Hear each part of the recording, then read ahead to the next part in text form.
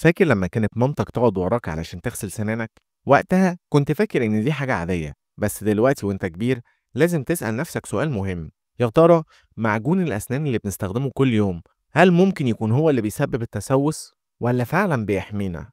النهاردة هنجاوب على السؤال ده بالتفصيل، ويا ريت تسمعني للآخر علشان في معلومات هتغير نظرتك للموضوع ده تماما.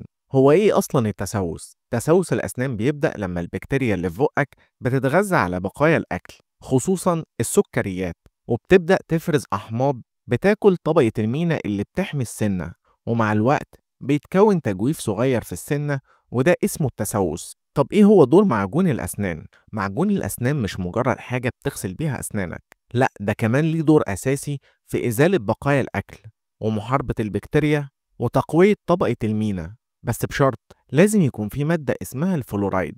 طيب هل كل معجون سنان فيه فلورايد؟ في الحقيقة مش كلهم، في معاجين طبية أو عضوية ما فيهاش فلورايد، ومعجون السنان ده ممكن ما يكونش كفاية لوحده علشان يحميك من التسوس، لكن أشهر أنواع المعاجين كلهم غالبا بيبقى فيهم فلورايد، وده عنصر أساسي، وكمان بيبقى مكتوب على العبوة إن هو فيه أو بيحتوي على فلورايد. طيب إمتى معجون الأسنان ما ينفعش أو ما يكونش كفاية لحماية الأسنان من التسوس؟ الكلام ده يحصل لو بنستعمله مرة واحدة بس في اليوم، أو لو مش بتغسل سنانك صح، يعني أقل من دقيقتين، أو حتى لو مش بستخدم فرشة نظيفة، أو بتاكل سكريات كتير ومش بتنضف بعدها. كل ده بيخلي مفعول المعجون ضعيف حتى لو نوعه كويس. ولازم تعرف إن المعجون مش بيشتغل لوحده. افتكر إن معجون الأسنان مش هو البطل الوحيد في القصة، لأ كمان في الفرشة والخيط وغسول الفم وطريقة الغسيل، كل دي عناصر مهمة.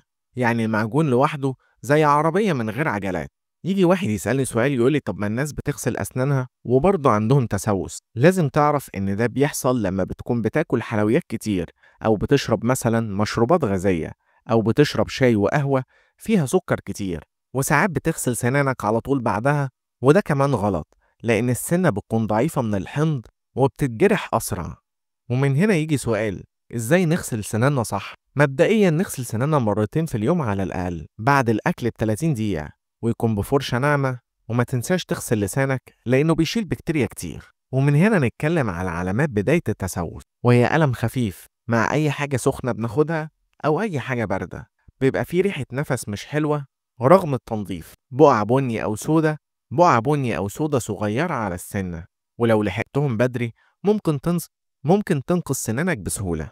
والمفروض في الفقرة دي نتكلم عن أفضل معاجين السنان، ولكن في الحقيقة أنا مش هذكر أي حاجة منهم، دي هسيبها لك أنت علشان تدور عليها. والخلاصة إن معجون الأسنان مش هو السبب في التسوس، لكن استخدامه بطريقة غلط أو الاعتماد عليه لوحده هو اللي ممكن يضرك. اغسل سنانك صح، اختار المعجون المناسب، وقلل السكريات، لأن السكريات عليها عامل كبير جدا في التسوس، وساعتها هتضمن ابتسامة صحية من غير ما تروح للدكتور كل شوية. وبس كده، لو عجبك محتوى الفيديو اعمل لايك واشترك في القناة، وتابعنا علشان يوصلك كل جديد. وبس كده، سلام.